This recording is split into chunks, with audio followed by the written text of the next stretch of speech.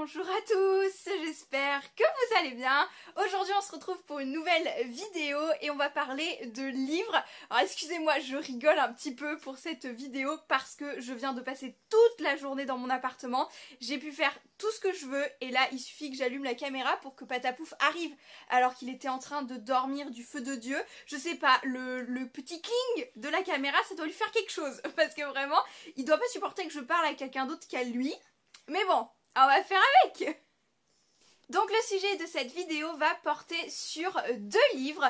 Donc tout d'abord ce livre-ci qui est Les Méchants Disney aux éditions Huguine et Munine.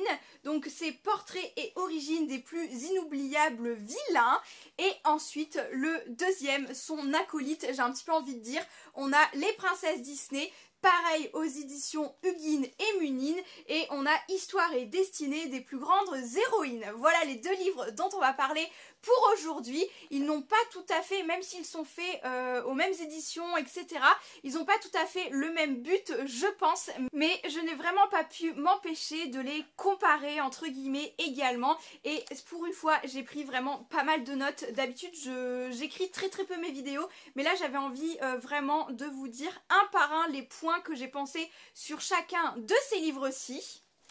Je vais donc commencer par leurs points communs, vraiment leurs caractéristiques les plus fortes. Ce sont tous les deux livres de collection, j'ai vraiment envie de dire collection, parce que ce sont des livres vraiment magnifiques avec des illustrations qui sont très belles et également avec un prix un petit peu élevé. Donc ils sont tous les deux au prix de 39,95 €, sortis tous les deux aux éditions Huguine et Munine. Et comme vous l'aurez vu, leurs couvertures ont quand même un design très similaire. Je vais commencer par vous donner mon avis sur le premier sorti, donc c'est Les Méchants Disney avec tout ce qui est portrait et origine des plus inoubliables vilains. Donc ça c'est vraiment la description qui est donnée sur ce livre-ci. Ce livre-ci, je l'ai acheté en 2018 il me semble, donc il doit dater de cette période-ci, 2017 ou 2018 parce qu'il me faisait vraiment de l'œil. Je l'ai acheté pas tout à fait à sa sortie, mais voilà, je l'ai acheté dès que j'en ai entendu parler parce que le thème m'intéressait. J'ai également donné des notes globales sur 20 à ces livres-ci pour pouvoir un petit peu appuyer mes propos, leurs défauts et leurs qualités. Et je vais commencer, comme je vous ai dit, avec ce premier livre sur les méchants Disney. Donc pour ma part, je lui ai trouvé 3 points positifs, 3 points négatifs. Donc il y a vraiment beaucoup de choses à dire, il n'y a pas que ces points-ci, mais je les ai un petit peu classés dans ces 3 points-ci. Je vais donc commencer par un gros point que j'ai sorti de ce livre-ci, c'est-à-dire qu'il est complet, mais à la fois pas complet, ça dépend ce que vous cherchez et je vais argumenter tout cela. Donc il est complet dans le sens où vous avez vraiment une galerie de personnages qui est énorme. Vous avez quasiment un personnage par page et il fait plus de 200 pages, il fait 191 pages très exactement. Voilà, vous avez quand même presque 200 pages de livre avec quasiment un personnage par page découpé en plusieurs chapitres. Il est vraiment très complet à ce point-ci parce que vous pouvez trouver du coup des personnages méchants Disney, méchants Pixar et également des méchants de court-métrage dont on parle bien moins. Pour vous montrer la diversité des personnages, j'ai choisi cette page-ci avec le chasseur de Bambi et le loup de la boîte à musique. C'est des personnages qu'on n'entend pas parler très souvent, un petit peu pas très présents non plus dans leurs films d'animation comparé à des grands méchants Disney tels que la Reine de Cœur ou Jafar dont on entend beaucoup plus parler. Donc c'est vraiment pour vous montrer la diversité des personnages, du contenu de ce livre-ci. Vous avez également par exemple Patibulaire qu'on trouve dans les courts-métrages de Mickey, donc principal ennemi de Mickey. Vous avez Dr Calico et également Stitch qu'on n'aurait pas pu forcément penser dans ce livre-ci, étant donné que Stitch devient gentil très rapidement dans le film d'animation, mais à la base c'est quand même une expérience qui est censée être méchante. Voilà, donc c'est pour vous dire qu'il y a quand même pas mal de personnages et c'est très diversifié. Ensuite, au niveau du mot complet, je voulais ajouter un point négatif dans le sens où il n'est pas complet, mais pas dans ce sens-ci en fait. Si vous recherchez un art-of, en fait, vous n'allez pas du tout trouver ceci dans ce livre-ci. Il n'est pas assez complet pour ma part au niveau de l'histoire des personnages, pourquoi ils ont été créés, comment ils ont été créés, par qui ils ont été réfléchis, enfin ce genre de choses qu'on pourrait trouver dans des artworks. Un petit peu au niveau comme des choix qui ont été faits sur les personnages. Vous trouvez ça pas mal dans les art-of, artworks, etc. Je pense que c'est art-of qu'on dit le plus souvent. Mais voilà pour ça, donc je le trouve très complet au niveau des personnages, mais pas assez complet sur ce genre de choses. Je trouve les explications un petit peu vides, un petit peu... oui, un petit peu vide. Vous apprenez pas assez de choses, je trouve, pour un livre à ce prix-là, j'ai envie de dire. On retrouve tout de même beaucoup d'anecdotes dans ce livre-ci. Celles-ci font partie des préférées, je pense, du public. En tout cas, même si ce sont des choses que je connais très bien, j'adore le revoir dans certains livres. Donc là, ici, on a le A113. Pour les fans Disney, je pense tout de suite, vous savez de quoi il s'agit. Un exemple de page pour moi qui aurait pu mériter peut-être des croquis, etc. Après, je ne sais pas si ça n'a pas pu être trouvé ou quoi, mais on a par exemple ici que des images tirées du film, enfin même de la série, parce que ce sont des petits courts-métrages sur l'univers de Pluto. Et ce méchant-ci, on n'apprend vraiment pas grand-chose dessus. Ensuite, pareil, je vais vous parler d'un deuxième point qui est à savoir l'esthétique. Pareil, il y a un point positif, un point négatif pour moi dans la catégorie esthétique. Tout d'abord, c'est un très beau livre, un très beau livre de collection. Vous avez des pages magnifiques, des illustrations magnifiques, mais vraiment très jolies. Et ensuite, pour le point négatif, je m'explique, ce qui me gêne, c'est que parfois, les illustrations, justement, sont mises sur 2 pages et elles sont coupées. Donc je trouve que ça gâche un petit peu le charme de l'illustration, pardon. Donc c'est pour ça que tout de même, ça reste un point négatif également, bien que ce soit un méga gros point positif tout de même, parce qu'il est magnifique. C'est vraiment le mot, c'est une galerie qui est magnifique. Les chapitres, les devantures de chapitres, la couverture, etc. C'est magnifique. Pour vous montrer un petit peu l'esthétique du livre également, voilà à quoi on peut s'attendre sur les premières pages. Donc j'adore, franchement j'aime beaucoup. Et ce Scar là ne m'aurait pas du tout déplu sur la couverture également. Franchement, il aurait pu être très bien également dessus. Voilà un petit peu les remerciements. Là par contre, c'est très beau. Le sommaire, voilà, je vous montre un petit peu, ce violet est totalement magnifique. Par exemple, celle-ci sur le shérif de Nottingham, j'ai trouvé vraiment, là on a tout le procédé de l'animation avec les gestes du personnage. Donc là c'est vraiment une page très enrichissante, je trouve. Les chapitres sont découpés à chaque fois et vous avez une image en haut ici, une image à droite, pleine page, j'ai envie de dire. Ici on a Mordu, un personnage dont on parle assez peu souvent parce qu'on l'oublie assez rapidement tout de même. C'est l'ours méchant dans Rebelle. Il a une double page consacrée à lui également. Donc, et les images ici vraiment en chapitre, elles sont très belles. Je vais essayer de vous en montrer une autre également. Voilà par exemple ici avec Monstro la baleine, donc dans Pinocchio. Et il y en a une qui m'a particulièrement marquée parce que j'adore ce personnage-ci. C'est, voilà, celle-ci, Game of Thrones. En plus, ils ont fait un petit jeu de mots avec la série Game of Thrones. On a Hadès ici et la Reine de Cœur que je trouve juste sublissime. J'adore ce personnage. J'ai trouvé que cette image était très belle, donc j'aime beaucoup. Au niveau de l'esthétique, vous aurez pu le voir avec les autres plans, il y a beaucoup de croquis différents, vous avez des couleurs, vous avez du noir et blanc, donc c'est vraiment très beau. Un point négatif dont on peut parler également, enfin pour ma part c'est un point négatif, après peut-être que vous ça ne va pas du tout vous gêner, mais là c'est mon expérience personnelle de lecture. J'ai trouvé vraiment dommage d'avoir un décalage au niveau des légendes. En fait vous aviez un pavé de légendes par page et du coup on vous disait référez-vous à la page de gauche, vous avez ci ça, à la page de droite au milieu vous avez ci ça, et en fait j'ai trouvé que c'était très désagréable, que du coup j'ai fini par ne plus lire du tout les légendes parce que ça m'embêtait de faire le yo-yo entre je regarde la légende et je regarde plus haut l'image parce qu'il y avait tout un décalage. Moi j'aime bien quand il y a l'image et dessous directement il y a ce que c'est, aligné, etc. T'as pas besoin de réfléchir. Tu sais que la légende, est dessous la photo, c'est la légende de cette photo-là et on n'en parle plus.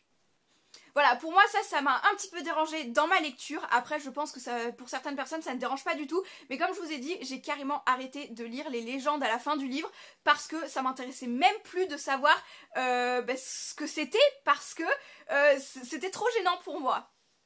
J'ai essayé avec mes petits marque-pages de sélectionner les pages qui étaient le mieux à donner en exemple avec les propos que j'ai tenus. Par exemple ici vous avez un pavé au niveau de la légende et il faut à chaque fois regarder ici, on va vous dire à gauche nanani nanana ce que c'est, etc. Et cette page-ci est remplie pareil d'illustrations. Donc pour moi, je sais pas, il y avait peut-être quelque chose à revoir sur ce genre de mise en page. Pour ma part ça me dérange de ne pas lire les légendes sous les photos. Donc là on a beaucoup en plus étant donné deux photos du film.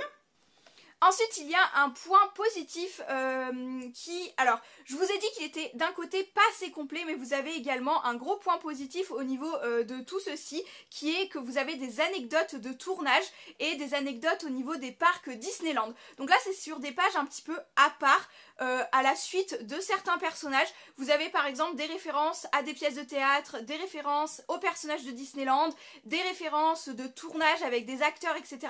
Donc ça se fait beaucoup au niveau américain du coup, mais c'est pas bien gênant pour ceci. Donc j'ai noté en gros point positif que vous avez quand même vraiment des anecdotes qui sont très sympathiques, et c'était ce que je recherchais dans ce livre-ci. Pour ma part, je trouve qu'il n'y en a pas assez du coup autour des personnages, mais avoir des anecdotes sur tout ce qui est les parcs, les parcs, les pièces de théâtre et tout, ça peut être assez enrichissant. Comédie musicale, etc. On n'en parle pas assez, je trouve, dans la Disney sphère, donc j'ai trouvé que c'était très intéressant d'avoir ça en plus dans ce livre-ci.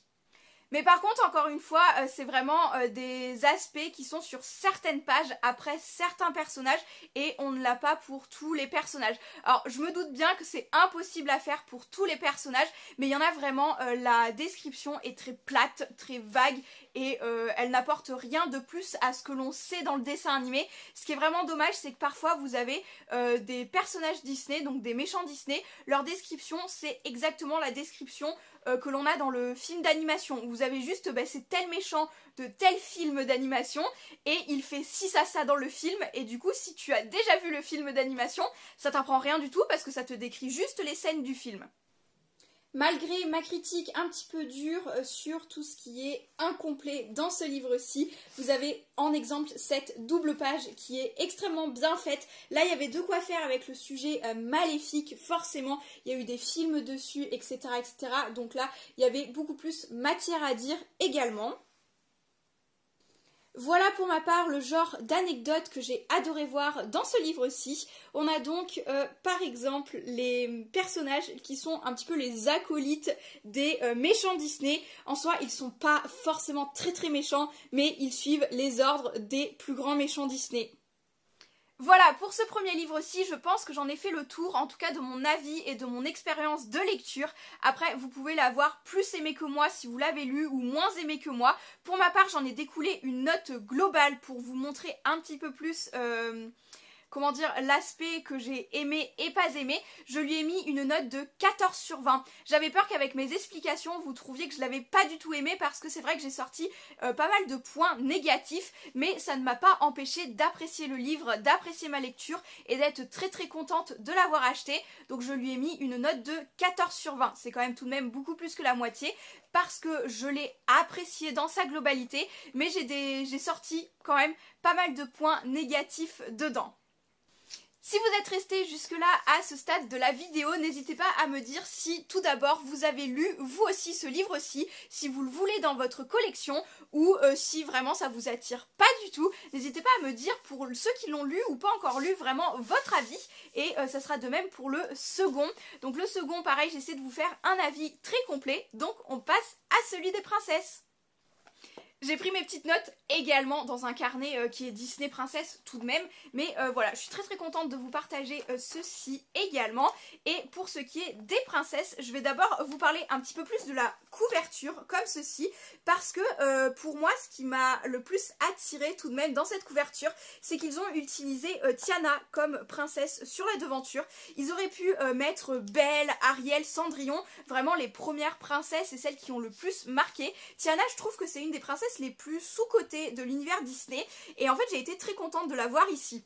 Le fait qu'il y ait Shere Khan sur la couverture des méchants Disney ne m'a pas plus émoustillée que ça en fait et franchement je sais pas, j'ai eu plus de sympathie à voir Tiana sur cette couverture 6, j'ai trouvé ça beaucoup plus agréable, donc je me suis dit que c'était un petit point que j'allais vous dire également. Donc pour celui-ci, vous allez voir, je vous spoil un tout petit peu mon avis avant de vous le donner. Il y a beaucoup plus de points positifs et bien moins de points négatifs que le précédent et je vais vous expliquer pourquoi. Donc tout d'abord, il est complet, mais alors là, un plus complet. Il est vraiment, là j'ai rien à dire sur le fait qu'il soit pas assez complet, en tout cas pour ce que je recherche et pour ce que je lis. Donc là vous avez des détails dans les légendes, vous avez même beaucoup plus de détails dans le sens où quand vous avez un croquis, quelque chose, une illustration, vous avez même les techniques et l'auteur de quasiment toutes les illustrations. Quand ils ne l'ont pas, ils mettent juste personnes travaillant à Disney tout simplement, enfin dans les studios de Disney, et vous avez des légendes avec tout ce qui est crayon de couleur, aquarelle, vous avez toutes les techniques de détailler et ça je trouve que ça donne un gros plus à tout ça, à toutes les illustrations, parce que je trouve que c'est super intéressant de savoir si telle illustration qu'on a sous les yeux ou tel croquis, tel dessin est fait au fusain, voilà, je ne suis pas non plus hyper calée sur toutes les techniques, mais vraiment je trouve ça hyper sympathique de savoir si c'est de l'aquarelle plutôt que du crayon de couleur, etc. etc. Pour ce que je vous disais au niveau des techniques, on a ici par exemple un dessin de Marie Blair à la gouache et au pastel. Voilà, donc je trouve très intéressant de voir ce genre de choses. On a ici crayon gras, pastel, ensuite une nouvelle fois mine de plomb, gouache, encre. Je trouve ça vraiment super sympathique. Là on a directement croquis de Jack et Gus. On a artiste du studio Disney, donc là on n'a pas forcément le nom de la personne créatrice, mais on a également mine de plomb et crayon de couleur. Donc ça m'intéresse vraiment beaucoup d'avoir ceci dans les légendes. Voici un exemple que je peux vous présenter au niveau des légendes. On a bien la photo directement associée à sa légende sur les doubles pages et on ne fait pas le yo-yo entre la légende et l'image. Dans le fait qu'il soit très complet, on parlait des art of tout à l'heure et je trouve qu'il s'en apparente un petit peu beaucoup plus que l'autre tout de même. Donc là on a vraiment les illustrations qui sont hyper complètes, il est très agréable et on apprend beaucoup de choses je trouve dessus. Bien qu'on nous explique beaucoup l'histoire des princesses dans leur film d'animation, mais on explique également beaucoup l'histoire de la création de ce personnage-ci, pourquoi Walt ou un autre créateur a choisi telle et telle chose. Je l'ai trouvé très agréable à lire et on a même des citations de créateurs, illustrateurs et même des citations de Walt en lui-même ainsi que de sa fille Diane. On a vraiment les ressentis j'ai envie de dire les ressentis exacts, mais on a vraiment on a également décrit les choix des auteurs principaux vis-à-vis même de leurs citations, de ce qu'ils ont réellement dit et je trouve ça hyper enrichissant. Ensuite, je reviens à nouveau sur tout ce qui est images, photos, etc. Il y en a vraiment beaucoup et ça fait tout son charme, ça fait vraiment un objet de collection à part entière. J'adore, il y a des croquis que je n'avais vus nulle part ailleurs, donc j'ai pas beaucoup d'art of, pas beaucoup de livres comme ceci, mais j'ai trouvé que quand même il y avait beaucoup d'images qu'on ne voyait pas à tous les coins de livres, j'ai envie de dire. Un autre point positif que j'ai aimé dans ce livre aussi, mais ça c'est vraiment le livre qui est fait comme ça et je pense qu'on pouvait pas le faire trop autrement, c'est qu'il est chapitré par princesse et du coup si vous avez envie de lire un petit chapitre par-ci par-là, vous lisez votre premier chapitre Blanche-Neige, hop c'est fait, vous pouvez reprendre votre lecture et lire uniquement le chapitre de Cendrillon. Il est très bien découpé, il est... comment dire, les découpes un petit peu entre les chapitres, ils sont ni trop longs ni pas assez longs et ils sont tout autant complets par princesse. Enfin, je n'ai pas eu l'impression qu'on avait moins d'informations sur telle ou telle princesse, donc j'ai trouvé ça plutôt agréable également.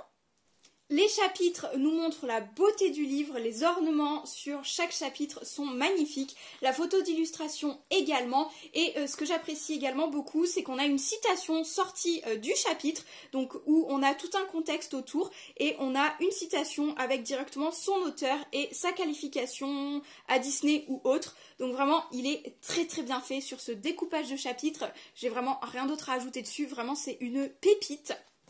Pour le devant de ce livre-ci, on a un esthétique beaucoup plus en simplicité, pardon, avec des couleurs unies. Ici, un petit peu un genre de croquis, image qui est vraiment très très belle également. Pour le sommaire, il est juste là. Il est très très beau. Le choix de typographie, je le trouve très sympathique également. Et l'introduction est pas mal longue. Vous voyez vraiment, il y a des photos de chaque personnage. Il est très très intéressant, très bien fait. On a ici Blanche-Neige, comme je vous disais, des petits ornements, la petite photo. Je vais essayer de vous présenter à chaque fois les chapitres. On a chapitre 2, Cendrillon. Toujours une petite photo, une illustration juste là avec la citation. Ah, par exemple, j'ouvre directement. Là, vous en avez un petit peu plus de photos comme ceci qui sont juste sublissimes. Ça rajoute un petit truc à la lecture aussi également. Il y a vraiment beaucoup de photographies comme ça. J'adore. Vraiment, l'esthétique de ce livre est très très très réussie. Voilà, chapitre 5, je vous l'avais déjà montré. Chapitre 4, notre petite Ariel, ma princesse préférée. J'adore vraiment ce design-ci, ça fait très enfantin, mais ça rajoute quelque chose au début des chapitres. Voilà, je pense que j'ai fait le tour sur l'esthétique de ce livre-ci, parce que je voudrais pas trop vous le spoiler non plus, mais il est vraiment magnifique, je vous le conseille totalement. De toute façon, vous allez le voir à la fin de la vidéo, mon avis final. Ensuite, vous allez le voir, c'est un détail très minime pour les points négatifs.